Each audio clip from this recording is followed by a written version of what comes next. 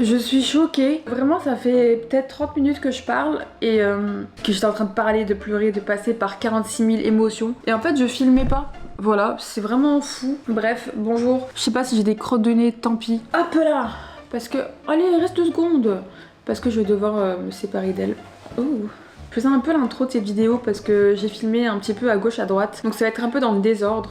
J'annonçais que j'avais pas pu filmer la semaine passée parce que j'ai eu énormément de travail et j'ai juste pas eu le temps, et puis j'ai rien fait à part travailler, donc je trouvais pas ça intéressant de vous le montrer. Pourquoi j'étais en train de pleurer? Parce que je suis bientôt au chômage et que j'ai perdu 3 clients sur 4 en l'espace de 1 semaine, même pas, que ça rend terriblement triste de devoir ne plus travailler.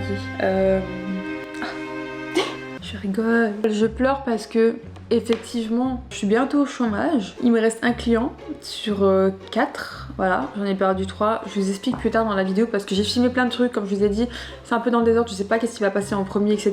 Va falloir que je restructure un peu le vlog. Mais non, je pleure parce que j'ai un chat. Pour ceux qui savent, j'ai fait une vidéo où je parlais d'elle il y a de ça 2-3 vidéos en arrière, je sais plus. Je disais que j'arrivais pas à la placer dans un centre, qu'on m'avait conseillé de la stériliser. Et donc voilà, elle va se faire stériliser demain. Et je suis en contact avec une femme qui prend des nouvelles pour savoir où est-ce que j'en suis, etc. etc. Et elle m'a dit que demain elle pourrait prendre le chat à charge une fois qu'elle sera après l'opération. Et donc voilà, je suis extrêmement triste de devoir la laisser. C'est pas tant pour ça que je suis triste, c'est pas pour moi, c'est plus pour elle, parce que je sais pas si elle a été abandonnée déjà ou pas, et j'ai peur qu'elle se sente abandonnée une 2e fois par moi, et j'ai pas envie, j'ai peur qu'elle m'en veuille. Voilà, je sais pas, c'est un peu bête, hein, peut-être que elle va pas le ressentir, peut-être qu'elle s'en fout, mais c'est juste que quand je l'ai eue, quand je l'ai sauvée de ma cave, parce qu'elle est restée là longtemps, c'est une grande cave, c'est la cave de tout le monde, et c'est vraiment, c'est la cave elle fait la taille d'un appartement. Il y a plein de brôles, donc elle est restée là cachée longtemps, elle avait pas à manger, elle avait pas à boire, je sais pas comment elle a survécu, parce que je pense vraiment elle est restée 3 semaines enfermée là-dedans. Quand je l'ai eu, il était maigre de chez maigre, et quand je l'ai eu, quand je l'ai prise à la maison, il y a eu un petit moment de méfiance qui a même pas duré 1 heure, hein. Et d'un coup elle a eu en fait un déclic où elle a été hyper câline envers moi, comme si elle savait que j'allais pas lui faire de mal et qu'elle était contente que je sois là, enfin que je lui donne à manger, enfin tu sais que quelqu'un soit là quoi, tu vois, qu'on s'occupe d'elle et tout. Et elle a été hyper câline, ça a été comme ça durant les premières semaines, et j'ai vu ça un peu comme de la reconnaissance, je sais pas, le fait qu'elle soit rassurée d'être avec quelqu'un, ou tu sais, juste avoir un confort, qu'elle ait de l'eau, qu'elle ait à manger, qu'elle ait des câlins et tout. Ouais, elle dormait tout le temps à côté de moi, elle venait tout le temps sur moi et tout, et aujourd'hui un peu moins, elle est plutôt indépendante. Tu restes 3 semaines enfermée dans le noir, sans manger, sans boire, toute seule à la cave. Pour moi, t'as d'office un peu un petit traumatisme, tu vois. 3 semaines c'est long, sans manger, en fait c'est juste ça que je me dis, mais tu sais pas quand ça va s'arrêter, tu vois. C'est ça le plus dur, c'est que tu sais pas quand tu vas sortir de là et tout. Moi, je vais peut-être trop loin dans mes pensées, mais j'essaye toujours de me mettre à la place des autres et de m'imaginer ce qu'ils pourraient ressentir, et c'est pour ça que je pleure autant, parce que je m'invente beaucoup de tristesse. La tristesse que je m'invente, c'est que quand je la laisse, qu'elle... J'ai envie de pleurer à chaque fois que j'en parle. J'ai peur qu'elle m'en veuille quoi. Qu'elle se dise putain, on m'abandonne encore et tout. Et qu'elle se réveille, qu'elle m'attende. Et qu'elle m'attende encore le lendemain. Et le lendemain. Et du lendemain, du lendemain, du lendemain. Oui, je parle de toi. Demain, on se voit plus, hein. Elle s'en fout. T'en as rien à foutre. Mais ouais, c'est juste ça qui me rend triste. Qu'elle attende que je revienne et que je revienne pas. Voilà, c'est tout, c'est tout, c'est tout. Et demain, ça va être horrible. Je t'avais déposé à 9h. Depuis hier, je fais que pleurer. Je savais que ça allait être dur. Je savais pas que j'allais pleurer autant. Donc voilà quoi. Mais elle est magnifique aussi. J'ai jamais vu un chat aussi beau. En fait, elle a un beau pelage. Elle est toute fluffy comme ça. Hein, t'es trop mignonne. Tu peux te montrer comment t'es pour que les gens y voient comment t'es belle. Mais tu restes un peu, hein. Regarde, demain on se quitte. Demain matin on se quitte. Non, allez, regarde, écoute-moi. Écoute-moi, pourquoi tu veux pas m'écouter? Vas-y. C'est chiant les gens qui écoutent pas là. Punaise, quel malaise. Ça va passer hein, mais j'appréhende beaucoup demain matin quoi, quand je vais devoir la déposer et tout. J'ai pas envie de pleurer devant les vétos. Oh là là. Je crois que je vais partir un peu en avance, comme ça je peux lui apprendre un peu dans mes bras avant de partir là-bas dans la voiture. J'ai juste peur qu'elle tombe dans une mauvaise famille parce qu'elle est tellement adorable et elle mérite que des bonnes choses. Les gens ils sont trop mauvais. Je suis en train de regarder le cadeau de mon frère. On va faire son anniversaire. J'ai trop hâte.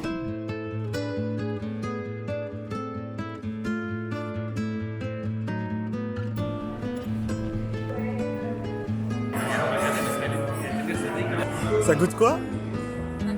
la terre. C'est des espèces de petits sandwichs à la betterave. Il est l'heure.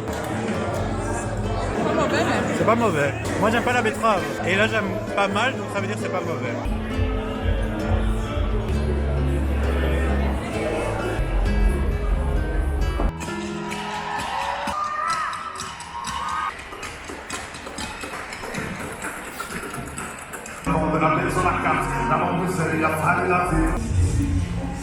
Sur la bénique, sur les étoiles s'allument, sur cette terre, je laisse mes peurs, et je parfume les clopes sur la lune. Devant la Sophia, mon père sur le cœur. Seul, j'ai la femme.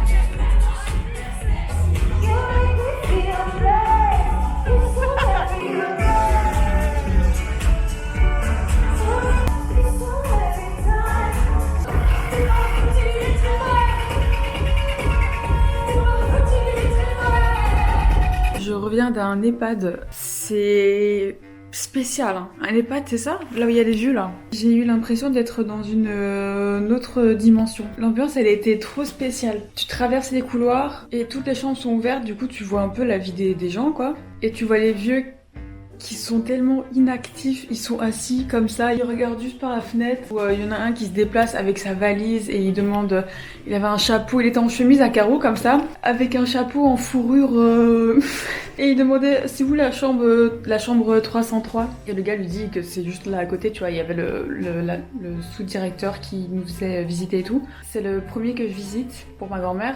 Je sais pas, il y avait une ambiance pas du tout mauvaise, hein. C'était bizarre. Je veux te dire, c'est une maison de repos, c'est ça une maison de repos. Et pas, c'est pareil, non, je sais pas. Tu te dis, en fait, tu passes la fin de ta vie là. C'est un peu une colonie de vacances.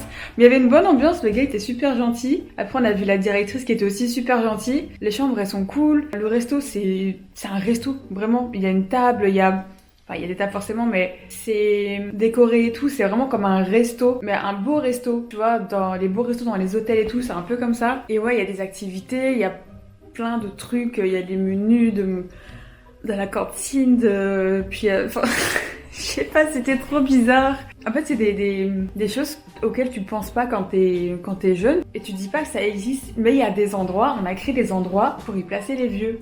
Et ils sont des copains, ils ont leur chambre, ils ont des activités. Et puis, tu sais, on nous fait visiter le resto en bas, et il y a une vieille qui parle. Bruno, j'ai pensé à toi, c'est mon frère. J'ai pensé à toi parce que elle a commencé à parler, mais une langue inconnue. Et c'était un peu comme Pouchniek. Vous voyez la grand-mère dans les tuches qui parle une langue bizarre et au final, en fait, on apprend qu'elle parle amérindien. En tout cas, elle se comprend avec les Amérindiens qu'elle va croiser, je sais plus dans quel film.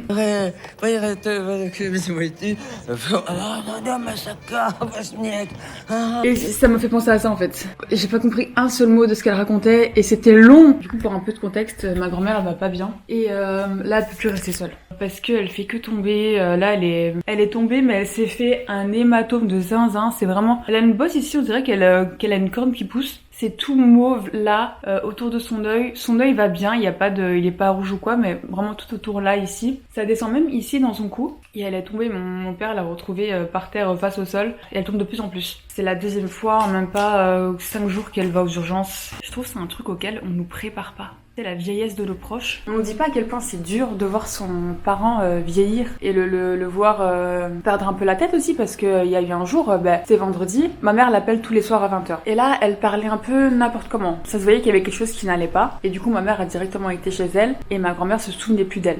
Ni d'elle, ni de mon père, ni de la voisine. Et puis, ça a duré 30-40 minutes, puis c'est revenu. Et en fait, ils l'ont emmenée en urgence parce qu'elle pensait qu'elle faisait un AVC. Et donc, les urgences sont arrivées assez tôt. Et après, ils l'ont emmenée à l'hôpital, quoi. Et en fait, elle a fait une crise, elle a fait de l'hypoglycémie. Et ça peut engendrer ces symptômes-là. Donc voilà, quoi. Mais ma phobie, t'arrives chez ta mère et elle te reconnaît plus. Ça doit être trop bizarre comme sensation. Et sans parler de l'après, quand tes parents décèdent.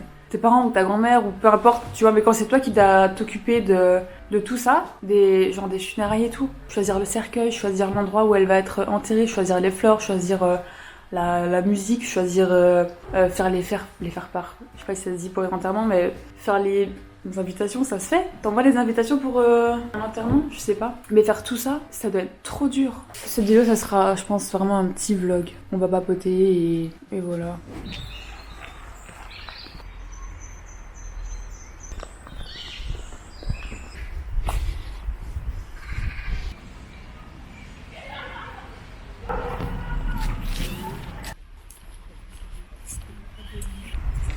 On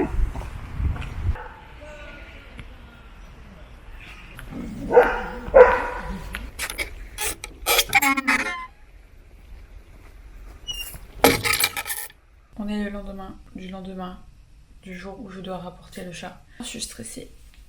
En plus, il y a des embouteillages. J'ai pas encore pleuré, c'est pas normal. Voilà. Ça a été tellement brutal que j'ai même pas pu lui dire au revoir. Genre, ce trou du cul, il a juste... Vous pouvez me la laisser. Et c'est tout. J'aurais voulu avoir la femme que j'avais eue avant. Trop gentil. Et lui, là, je suis choquée. Je lui ai dit au revoir hier déjà. Qu'est-ce qu'on a à foutre, elle comprend pas. Je voulais lui dire au revoir ce matin avant de la sortir de la voiture, lui faire un câlin. Mais elle voulait pas sortir, elle avait peur, je crois. Le gars, il me dit, vous pouvez venir, je la dépose. Et il me dit, c'est le chat errant. Je dis, oui, c'est pour la stérilisation et tout. Et après, voilà. Il me dit, voilà, j'ai été en contact, m'a mise au courant et tout. Il m'a juste dit que voilà, l'autre, elle allait venir la récupérer et puis c'est tout, quoi. Vraiment hyper, pas désagréable, mais déprimant. Genre pas de questions sur elle. Elle m'a juste demandé si elle était à jeun, c'est tout. Et puis je suis partie. Genre, je l'ai même pas vue une dernière fois. Bref. Non, pas bref. Je suis pas d'accord. Je suis partie comme ça. Je l'ai même pas dit au revoir. Ça se fait pas. Bref. Je suis choquée. Je suis choquée d'être con comme ça. Je monte des escaliers et je me dis, ah, je vais la voir. Je suis jamais contente de la voir quand je rentre. Je sais qu'elle m'attend derrière la porte et tout. Mais en fait, elle est plus là. C'est fou d'oublier aussi vite. Je vais aller faire les courses. Puis je vais travailler.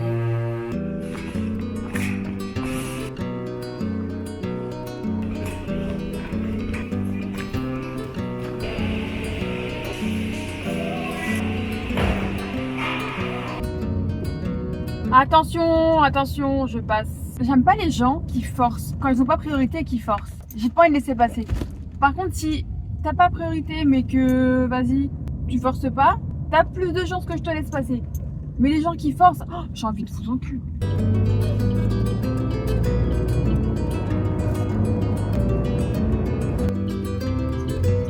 On est de retour des courses. Je vais vous montrer ce que j'ai acheté. On va commencer avec ce magnifique panettone. C'est un gâteau italien qui sort souvent à Noël. C'est un peu trop tôt, mais incroyable. Il y en a très peu qui aiment, mais moi j'adore. Une soupe parce que j'adore les soupes. Des calottes, j'en achète jamais, mais là j'ai envie. Je suis triste. Alors ensuite j'ai pris des haricots blancs, crème culinaire, des myrtilles, encore de la soupe. Faut que j'apprenne à en faire moi-même, je sais. Ça, les spéculoos dans le café, c'est incroyable. Ça, j'ai jamais testé. Je vais essayer. C'est aux amandes. Amandes, sel de mer. Je pense que ça va être bon. Cornichons, sauce soja, un peu de fromage. Ça, je sais pas c'est quoi. C'est du chocolat, des piles, de l'ail, du lait de noisette, tri-noisette. C'est une galère de trouver du lait végétal sans sucre et sans huile de tournesol. Ça fait longtemps que j'ai pas mangé des trucs végétariens comme ça. J'essaie de pas trop en manger parce que je suis sûre que dans 5 ans, ils vont me dire que c'est cancérigène, que je sais pas quoi là. Donc, je fais attention. Mais là, c'est pour le burger. Et il y en avait 2 plus 1 gratuit, donc noix de pécan, incroyable. Les champignons, j'en mange pas assez, mais j'aime bien. Mini salade pour des wraps, puis j'ai oublié. Gruyère, asperges, grana padano, c'est ça, ouais. Grana padano. C'est comme du parmesan, mais c'est un peu moins fort que le parmesan. Des épinards, du céleri, la roquette, des œufs, du pénis, des bananes, des tortellini, du maïs. J'ai jamais pris ça, je sais pas comment on cuit, mais ça me donne envie. Des patates, du pak soy, bok choy, je sais pas comment on dit. C'est bon cela. Des poivrons, des petits oignons, des aubergines, du butternut, ça c'est un caqui, un concombre ou une courgette, j'ai pris les deux, des oignons rouges, je sais pas c'est quoi, des prunes, du gingembre. Et mes avocats ils sont où? Ils sont là. Bon ben voilà, allez, bisous. Je viens d'avoir un aperçu de ce que tu ressens quand tu te fais larguer ou que tu largues et que tu pleures à chaque fois qu'il y a un truc qui te fait penser à cette personne-là. J'ai jamais vraiment vécu de rupture amoureuse. J'ai été quittée, ma foi, 2 fois déjà, mais je suis vite passée à autre chose et il n'y avait pas vraiment de souvenirs avec ces personnes. J'étais énervée pendant 3 jours et puis c'est passé, tu vois. J'ai dramatisé quand ça s'est passé parce que l'ego a été touché, d'accord. Mais j'avais pas ce truc, tu sais, de me dire ah mais ça on faisait ensemble et ça. Non, ça faisait ensemble et ça aussi et ça. Bref, là je viens de le vivre. J'ai ouvert la porte et je me suis dit ah ben faut que je ferme parce que le chat va sortir. Je l'ai déjà oublié encore. Donc douche est prise et je vais vous expliquer un peu pourquoi je n'ai plus de clients. Je travaille avec 4 personnes. C'était pas 4 personnes régulières. Il y en avait 2 avec qui c'était régulier toutes les semaines. Ça faisait des années que je travaillais avec eux. Mais t'en avais 2 autres où c'était de temps en temps. Mais parfois de temps en temps c'était toutes les semaines pendant une certaine période, tu vois. Ça dépend des périodes en fait. Je sais pas pourquoi, s'il se passe le mot, mais mais généralement ils viennent tous en même temps et tous avec parfois des gros projets. Et c'est compliqué parce que 4 vidéos à monter en une semaine, plus devoir faire les modifs et tout boucler en une semaine, je trouve que c'est beaucoup. Je sais pas comment les autres monteurs travaillent, s'ils trouvent que c'est beaucoup ou quoi, mais moi je trouve que c'est beaucoup parce que c'est pas des vidéos où il y a pas d'effets. C'est des vidéos où quand même il y en a 2 où il y a beaucoup d'effets, beaucoup de textes, beaucoup de devoir changer les musiques tout le temps. Il y a eu cette semaine qui a été un peu la semaine de trop pour moi et je me suis dit faut que t'enlèves un client quoi. J'ai décidé d'arrêter de travailler avec une personne, je lui ai annoncé etc.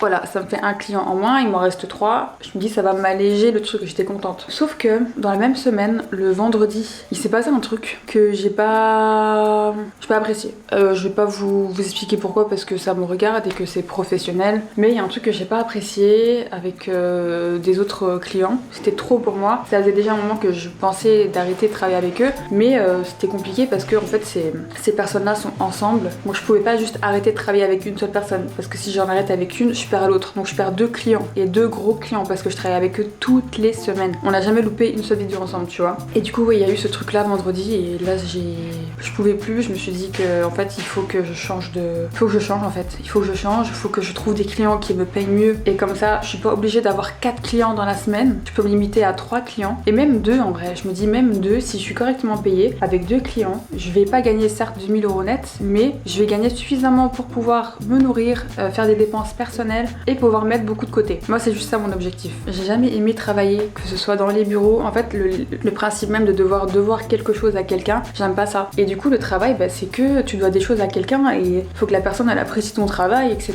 J'aime pas le principe du travail. Tu peux me mettre dans n'importe quel travail, je vais pas kiffer. Devoir rentrer en contact avec les gens, donner un produit, donner un truc, un service et tout. Et du coup, voilà, j'ai annoncé à ces personnes-là que je voulais plus travailler avec eux. C'est réglé et tout. J'attends qu'ils trouvent quelqu'un d'autre et après, on arrêtera de travailler ensemble. Et moi, à ce moment-là, j'enverrai ma candidature pour trouver d'autres personnes. Là, il me reste une cliente qui fait appel à moi de temps en temps. Parfois, c'est toutes les semaines dans le mois. Parfois, c'est 2 fois par semaine. Ça dépend, mais c'est pas régulier. Donc ça m'embête un peu. Et le but, c'est vraiment de trouver des personnes régulières. Mais comme je disais, j'ai quand même hâte d'arrêter de travailler avec tout le monde. Ça va me faire un petit congé. Bon, je vous laisse, c'est fini la batterie. On se voit tantôt. Ou peut-être pas, je pense à la fin de cette vidéo. Ou peut-être juste où je vais filmer quelques plans quand je sais pas. À toutes. Je pleure à chaque fois. Chaque fois que j'ai un truc qui me pense à elle, que je peux juste lui parler. Je voulais ranger ça et je pense à elle. J'ai vu des poils, j'ai nettoyé mon fauteuil avec la brosse là. J'ai pleuré. J'ai vu son assiette, j'ai pleuré. Là, je vais aspirer mon tapis rempli de poils, je vais pleurer aussi.